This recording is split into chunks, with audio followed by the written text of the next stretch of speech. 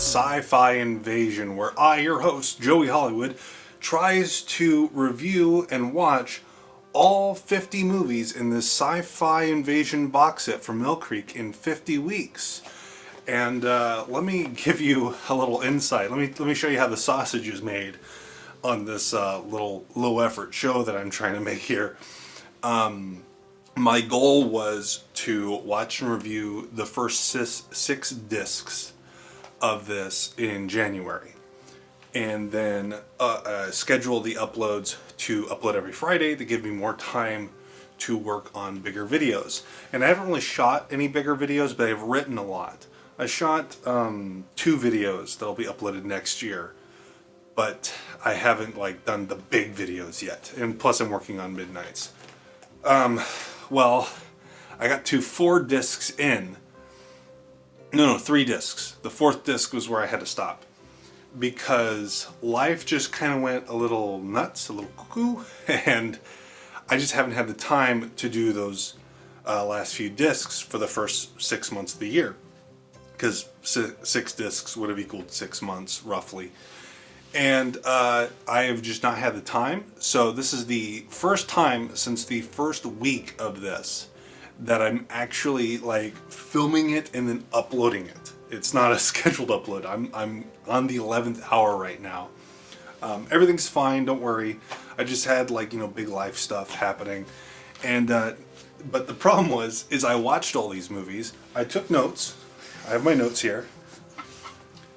And when I sat down to record this 3 days ago, I sat down and I went, I don't remember anything from this movie. It's a good thing I took notes. And I looked at my notes and I don't understand them because I don't remember anything about this movie. This movie in particular, I remember 0 from. So I watched this movie twice. I watched it yesterday, and yeah, so it's a little bit more fresh in my mind. I understand my notes now. So let's get started. This movie's called Invaders from Space from 1965, and it's in black and white. Now, I caught on pretty quickly what this was without even looking it up. I did look it up just to confirm what I thought, but this is clearly a TV show from somewhere in Asia, and it's several episodes edited together to make a movie. And it's pretty, I got the feeling right off the bat. The moment the movie started, I was like, this feels like one of those things. It feels like a Rocky Jones Space Ranger type thing, where it's just several episodes edited together. Although Rocky Jones, at least those episodes have a one story to stretch across all the episodes. This shifts gears every 20-30 minutes. Not that that's a bad thing. It was entertaining. It definitely did seem like the kind of thing that would be perfect for a riff tracks or something like that. It was fun. It was cute. Not particularly memorable, as I had to watch this twice. There's a lot of interesting little quirks about it. There's an alien, the Salamander Man. The Salamander Man. They're the bad guys for most of this. And for the most part, the Salamander Men look like the Sleestack from Land of the Lost. That's probably a really, really dated reference. People my own age probably wouldn't realize what that is, but Google the Sleestack. That's what the Salamander Men look like. But they also have a human form, which looks like the Joker. The more modern versions of the Joker, because for some reason, ever since Heath Ledger, the Joker has to be horribly scarred. He can't just be smiling. That's what he looks like. He looks like some sort of Heath Ledger ripoff.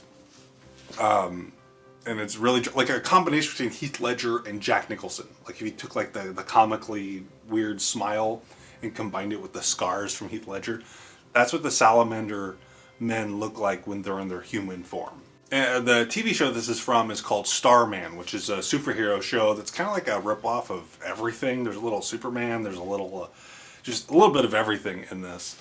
And Starman, not the most particularly interesting superhero.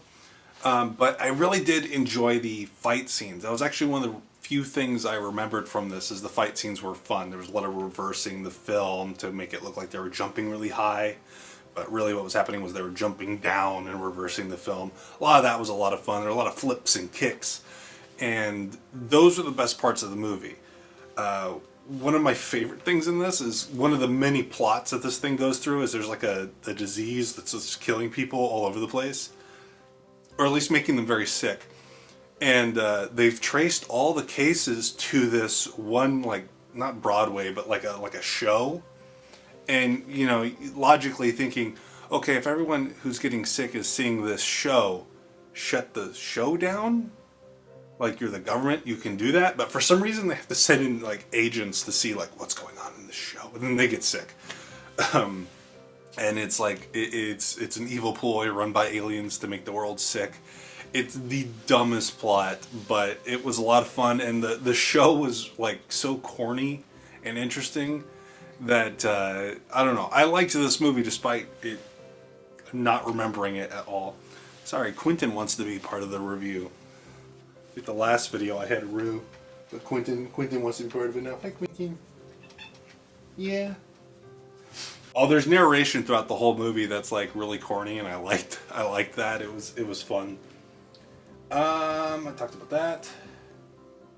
Oh, also, I'm looking at my notes here. The Starman's superpowers changes on whatever needs to be done in the script. So, if Starman needs to teleport, he suddenly has that power, despite it being probably very useful earlier in the movie. Oh, there's a lot of kids in this, and they're very annoying, even if they weren't dubbed. Well, actually, they're even more annoying now that they're dubbed, because it's like adults doing kids' voices. It's really bad. The first two stories are about an alien sickness, and then the last one was about it was more like a political thriller, and I remember that was the more interesting of the stories. Yeah, so a lot of the stuff I really liked was the more like special effects type things, like the little miniatures and like the green screen flying. But besides that, there wasn't a whole lot to talk about, which kind of sucks that I had to watch this twice. But yeah, so not the best, certainly not the worst that I've seen so far off of this Mill Creek box set. You like it, Quentin? So that's it. Sorry this isn't like the best video. I am recording this at the 11th hour. So if this is going up in California time in the AM, then that means I had enough time before work to edit this and upload it. If it's uploaded in the PM, that means I kind of failed at my attempt to upload this in the morning. But yeah, hopefully I'll be able to record a handful more of these in the very near future. That way I'm not like recording these the day of. I'm really sorry about that. I'm trying to keep like I know this is low effort content, especially for this channel, but I'm really trying to keep it up to make this channel alive for when I do like properly come back to it. So sorry that this episode might be a little weird, but I plan to improve that in the near future. So yeah, I enjoy reading your comments. There's a handful of you that like I look forward to like seeing them when I'm at work. I try to respond to them, but most of the time I just give them like a love react, because most of the time when I get them I'm at work. But yeah, I'll see you next time. Thank you for watching. Please be kind and rewind. Say bye, Quentin.